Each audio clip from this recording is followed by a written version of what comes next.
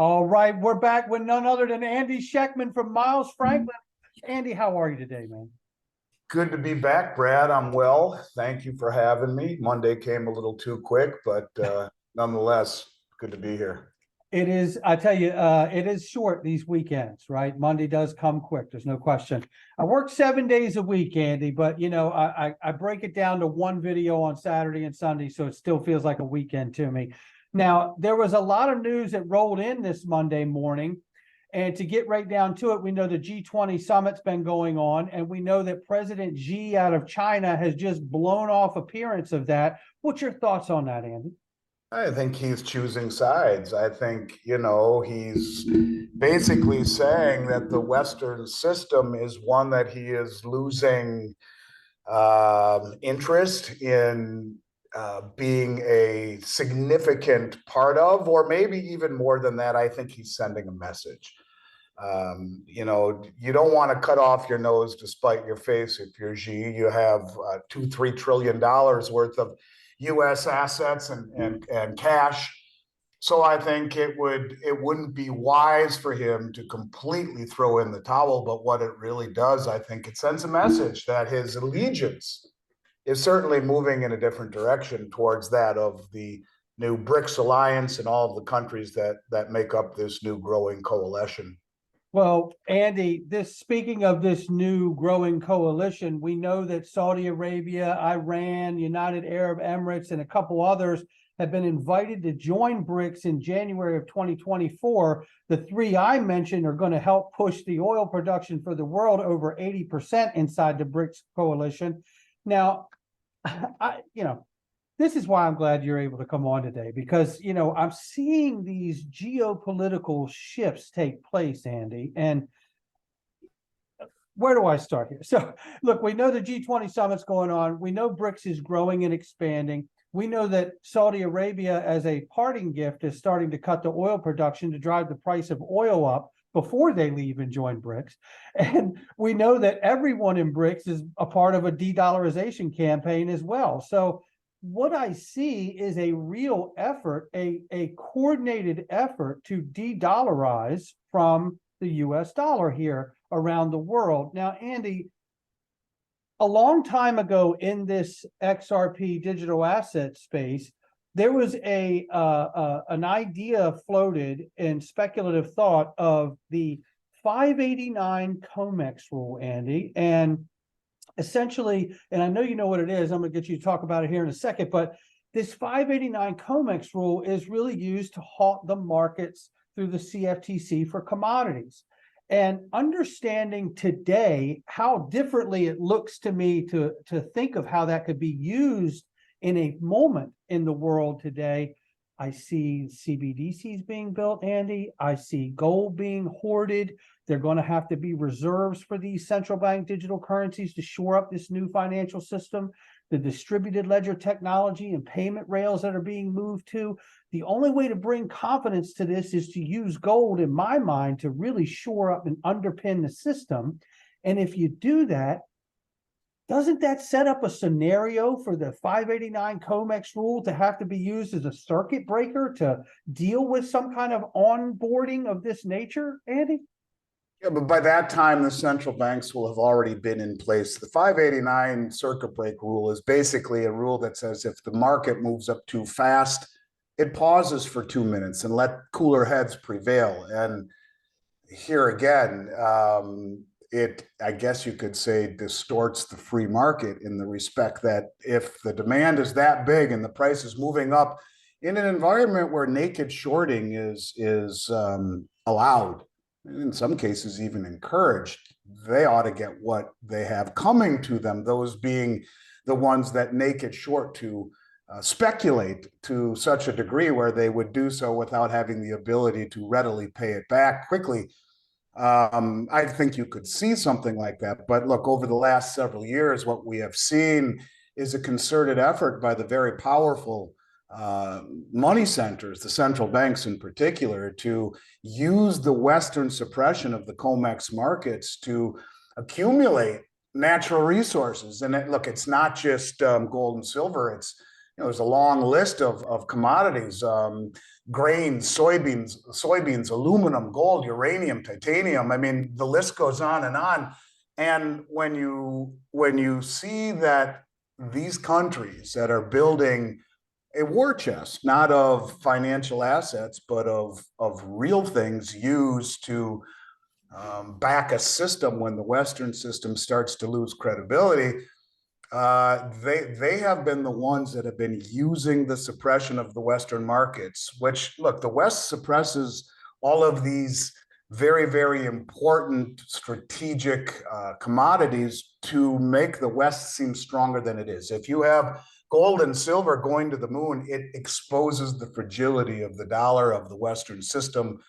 And so they use it, the suppression, to run cover, if you will, for a system that is in many ways not what it really appears to be.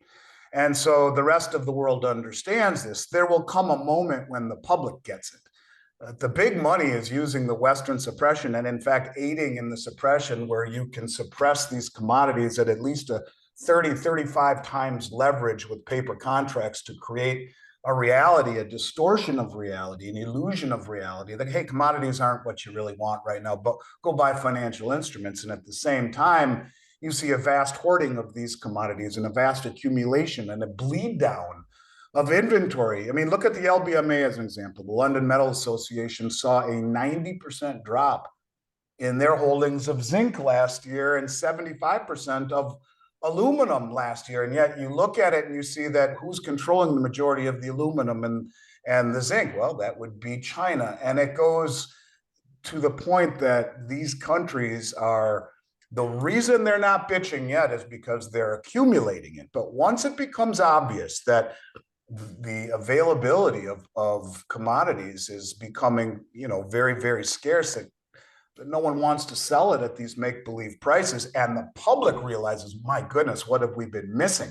Maybe in concert with a breakdown in the financial system or the banking system, that's when you would see that type of implementation where the public, manipulation be damned, give it to me, I need it now. Well, that's when you would start to see the circuit breakers be put into place. In the meantime, the people pulling the strings, well, they don't want the circuit breakers triggered because that shines a light on what they're doing.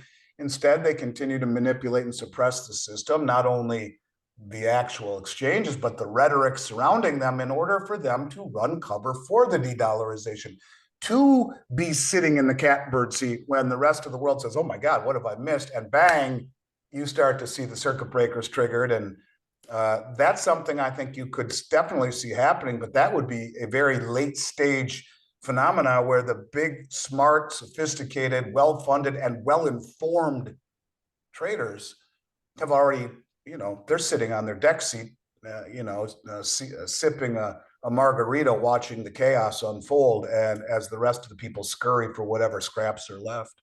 Well, speaking of chaos unfolding, right? What we are seeing essentially with the BRICS coalition and the expansion of that, it appears to be that we're moving to some paradigm shift. Some people call it a global reset. Some people say it's the Great Reset. I hope it's not the World Economic Forum reset, I can tell you that. But where are you at with what BRICS really symbolizes? Are we moving to a monetary reset? And if so, Andy, what does that look like from where you sit today? Well, it depends how it all plays out. I mean, let's just look at it from from the top. When you talk about adding Saudi Arabia, Iran, the United Arab Emirates, I mean, these are major oil producers. You have Argentina, which is a major agricultural producer, but it's also the largest producer of natural gas in South America. When you talk about Egypt and Ethiopia, these are not added by chance. I mean, with Egypt, you have the Suez Canal, and Ethiopia is the fastest growing economy in Africa. You have 75% of all the world's manganese, 50% of the global graphite, 28% of the nickel, 10% of the copper. And so when you talk about these countries joining together, not only that, when you add BRICS Plus into the whole equation, you have two of the three largest nuclear weapons arsenals. And think about this for a moment. BRICS now control the Persian Gulf and the Straits of Hormuz between Saudi Arabia, UAE, and Iran. You have the Suez Canal, as I mentioned, with Egypt. You have the Straits of Magellan with Argentina, and a large portion of the Eurasian landmass with Russia, China, and Iran. And that's why they're building this Northwest Corridor, I think it's called, where they're allowing for transportation and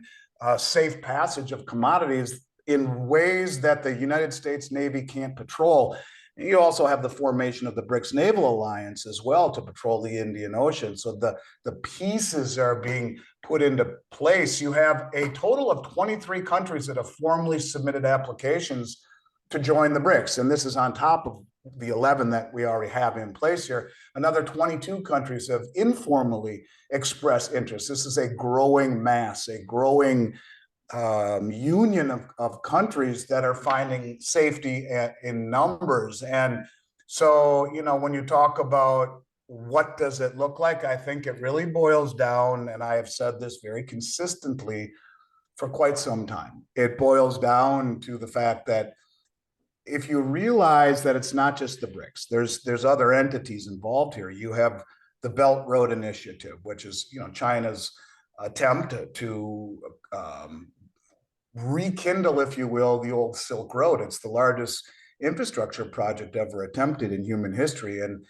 currently comprises 75% of human population, 50% of global GDP. But the kicker to it is that all of the OPEC countries, all of them, are on the Belt Road Initiative. And when you look at this growing coalition, you have right now the president, I believe, of Belarus, who is asking for a meeting between the Shanghai Cooperation Organization and the Eurasian Economic Union so that they can combine with BRICS. And, the Eurasian Economic Union and the Shanghai Cooperation Organization are two entities I have continually talked about, along with the Belt Road Initiative, when we speak of BRICS, because they're all intertwined.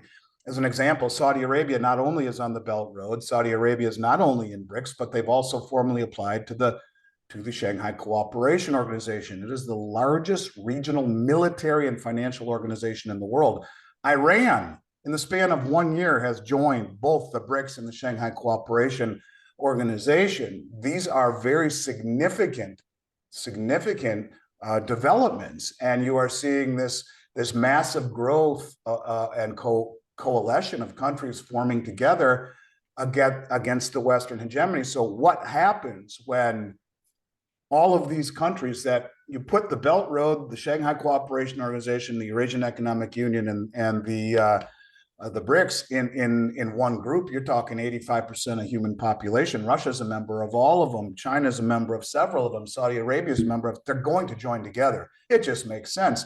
You have a massive trade alliance that militarily and GDP surpasses the G7 and in real terms. And it's not something to shake a stick at. And they produce the majority of the world's commodities. So what happens when Saudi Arabia stands on a stage with the rest of their OPEC brothers and sisters and say, look, you guys in the West are going green. We respect that. Biden signed an executive order right when he took office saying that by 2030, we're 50% green, and 2050, 85% green. So, what's the big deal? You guys are moving away from fossil fuels. We have coalesced with all of these countries that are not going green, that represent the majority of human population. And if you understand, Brad, that what has given the dollar its main hegemony status is its backing of the petrodollar, or its protection of the Saudi kingdom, and by extension, OPEC's willingness as a result to value oil globally in dollars. It's been that way for 80 years almost. 50 years rather. Sorry, 50 years. And that synthetic demand for the dollar has created really this economy has given us the privilege of being able to be the world reserve currency. If Saudi Arabia relinquishes that right or that privilege, if they say, look, we're going green and we're gonna allow oil sales to be priced in other currencies, or maybe ultimately the new BRICS settlement currency, or the yuan, which is convertible into gold, and the Shanghai Gold Exchange, or whatever it is, if it's not just dollars, and the whole world has the incentive to dump dollars, what happens?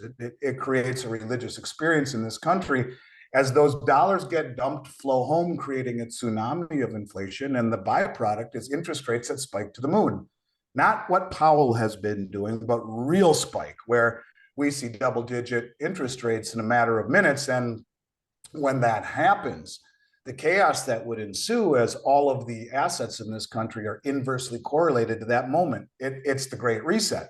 It is a Great Reset that Schwab talks about. And so, I don't know how it ultimately plays out, but I think that the possibilities are growing by the day, the probabilities that we stop seeing the dollar as a sole settlement currency for oil. And if and when that happens, that's when things really become very, very, very interesting, and the dollar starts to really run into big trouble. Andy Schectman stopping by to tell us what's going on here. I got to tell you, I love the way you read the tea leaves, Andy. Any final thought before we wrap this up? No, I just think this is a trend that is firmly in motion, will continue to accelerate. And this is one of the deals where I think the focus should not be on the minutia that we see every day coming out of the mainstream media. There is a much bigger trend in motion, and that is of the majority of human population trying to find an alternative to the Western sanctions, the Western hypocrisy, the Western hegemony. And it's a real trend, one that is now gaining strength in numbers and legitimacy in size, in scope, and in power. So yeah, I think that as we continue to have these discussions, Brad, I think it will dominate what we're talking about, because it's going to be, I believe, the most important trend over the next several years that is going to start really gaining momentum, and it'll be impossible to ignore. So until we chat again, I'll certainly look forward to picking up where we left off. I'm sure there'll be lots to talk about next time. Oh, there always is, Andy. And our final thought with this, I think you bring many great points today, but the one I want to grab for a final thought is understanding that it was gold that underpinned the dollar before it shifted and went to the petrodollar agreement. And I want people to really be thinking about the idea that something will have to underpin the dollar going forward in the future. And if they want to do it different, if they want to do it in a way that is expansive, where it doesn't handcuff them the way the gold standard did, if they want to do it in a way that they're not held to what we understand now is to the disadvantage of countries dropping your petro agreement, I think one of the ways that they could consider is bringing gold to back the CBDCs, right? Bringing that to shore up the system, and then use a trusted payment rail that doesn't need to trust each other, like the XRP ledger, and put all commodities hard and soft on this thing. Then you're really talking about a system where everybody could have their own private, individual, domestic system that's interoperable together to move this value around the world in a trusted way, allowing the US dollar to be the US dollar, the digital yuan to be the yuan, and so on, without challenging the sovereign currencies of the world, and really moving to what could be truly a new reset, but not when it comes to our freedoms, because that's where I draw the line, Andy. One last point on that, and I couldn't agree with you more, and that is that the head of the IMF, Kristalina Georgieva, came out about a month ago and said any new central bank digital currency not backed or pegged to something is just another fiat currency. And ironically enough, at the beginning of the year, right around January, they came out with a report, the IMF did, which is a Western-friendly 150-plus country organization, that said it was titled "Gold as an International Reserve, a barbarous relic no more?" ? So you have the IMF legitimizing and validating gold's role as money and backing a system, and the head of the IMF coming out and saying that if it's not backed by something, a central bank digital currency, then it is just what every other fiat currency is, junk. So I think you're right. I think you're onto something. And I think that ultimately will be what gives any new system credibility, because who's going to drink this rotten, rancid Kool-Aid ever again if there isn't something tying it to legitimacy? And you're right. I think that what you brought up there in terms of a trusted rails, or the XRP ledger, whatever the rails are of this new system. That's how you do it without making it convertible, because President de Gaulle from France proved that convertible currencies convert. Instead, you can show the legitimacy, the veracity, and the immutability of whatever it is you're pegging, whatever percentage you're pegging, to a system that can't be corrupted and inflated away like the new system is. So I definitely agree with you on that one.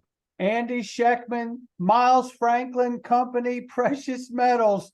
Use the code Dig Gold. I'm telling you, we're in a heck of a moment, no doubt about it. I'm glad that I've got the awareness and the connection to be able to have you on the show. Andy, don't go anywhere. Thank you so much for being here.